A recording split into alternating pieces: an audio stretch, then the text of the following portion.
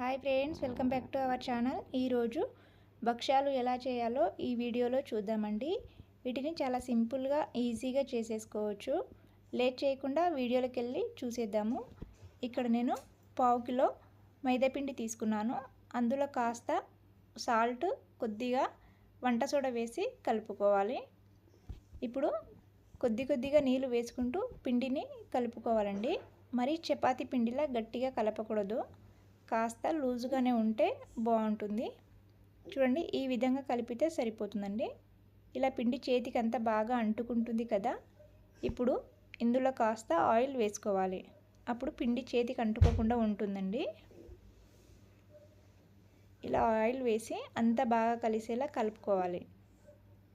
చూడండి, ఈ విధంగా కలిపితే సరిపోతుంది. ఇప్పుడు మూత పెట్టి దీన్ని పక్కన పెట్టేసుకుందాము. ఇప్పుడు మనం పప్పు చూద్దామండి. పూర్ణం రెడీ చేసుకోవడానికి ఈ పప్పు నేను ముందుగానే నానబెట్టుకున్నాను. శనగపప్పు తీసుకున్నానండి. ఇది ముందుగా నానబెట్టుకోవడం వలన త్వరగా ఉడుకుతుంది. ఇప్పుడు దీన్ని కుక్కర్లో వేసుకొని 1.5 గ్లాస్ నీళ్లు పోసి మూత పెట్టి కనీసం ఒక 2 నుంచి 3 విజిల్స్ వస్తే పప్పు మెత్తగా ఉడుకుతుందండి. మనం ముందుగా నానబెట్టాం కాబట్టి పప్పు త్వరగా ఉడుకుతుంది. చూడండి, ఈ విధంగా ఉడికితే సరిపోతుంది. ఇప్పుడు ఈ పప్పులోని ఎక్స్ట్రా వాటర్ని సపరేట్ చేసుకోవాలి.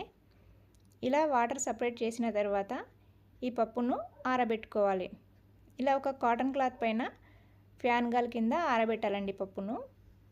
పప్పు అంతా బాగా చల్లగా అయిన తర్వాత దగ్గరగా తీసుకొని పక్కన పెట్టేసుకొని ఒక మిక్సీ గిన్నెలో వేసి మెత్తగా మిక్సీ పట్టాలి.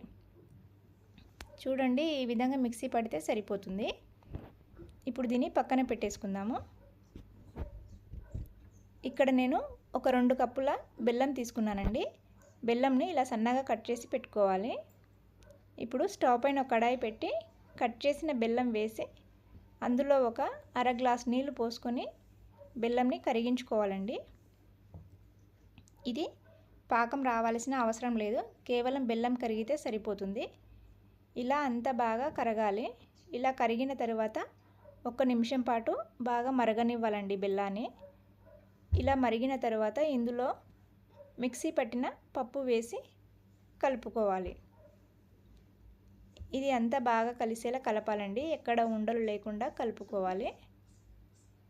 ఈ విధంగా అంతా బాగా కలిసి దగ్గరగా అయిన తర్వాత స్టవ్ ఆఫ్ చేసుకొని దీన్ని పూర్తిగా చల్లారనివ్వాలి. ఇలా చల్లారిన తర్వాత దీన్ని వేరొక బౌల్లోకి తీసేసుకోవాలండి.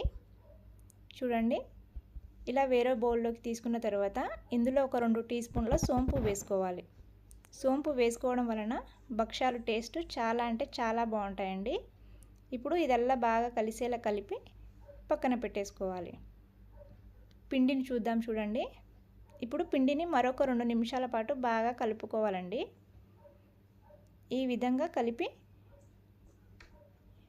ఇప్పుడు ఒక అరిటాకు తీసుకున్నాను నేను భక్ష్యాలు చేయడానికి. మీకు అరిటాకులు అవైలబుల్ ఉంటే తీసుకోవచ్చు, లేదంటే కవర్ పైన కూడా చేసుకోవచ్చు అండి. భక్ష్యాలు చాలా ఈజీగా వస్తాయి. ఇప్పుడు ఒక చిన్న సైజు ముద్దగా పిండిని తీసుకొని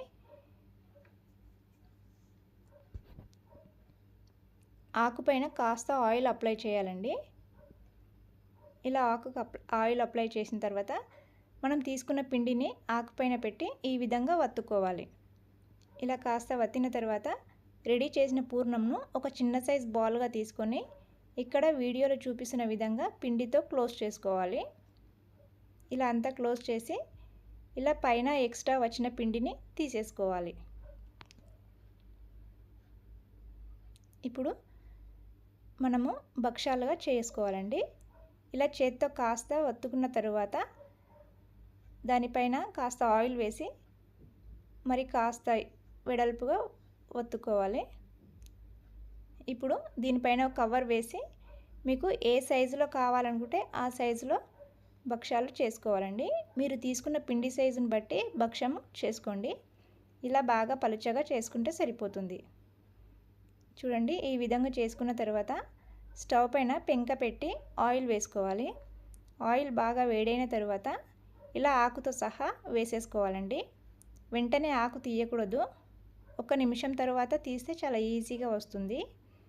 ఇప్పుడు మరి అంచుల పొడి ఆయిల్ కాస్త వేసుకొని ఒకవైపు కాలిన తర్వాత రెండో వైపు తిప్పి కాల్చుకోవాలి. చూడండి, ఇలా రెండు వైపులు బాగా కాలిన తర్వాత దీన్ని ఒక ప్లేట్లోకి తీసేసుకోవాలి. అంతే అండి, చాలా ఈజీగా చేసుకోవచ్చు. ఇదే విధంగా మిగిలిన పిండినంతా కూడా భక్షాలుగా చేసుకుంటే సరిపోతుంది. ఎంతో టేస్టీగా సూపర్గా ఉండే భక్షాలు రెడీ అయ్యాయండి. ఇవి చాలా సింపుల్గా ఈజీగా చేసేసుకోవచ్చు. మీరు కూడా ఈ విధంగా ఒక్కసారి ట్రై చేసి మీకు ఎలా అనిపించిందో కామెంట్ బాక్స్లో తెలియజేయడం మర్చిపోకండి. వీడియో నచ్చితే లైక్ చేసి షేర్ చేయండి.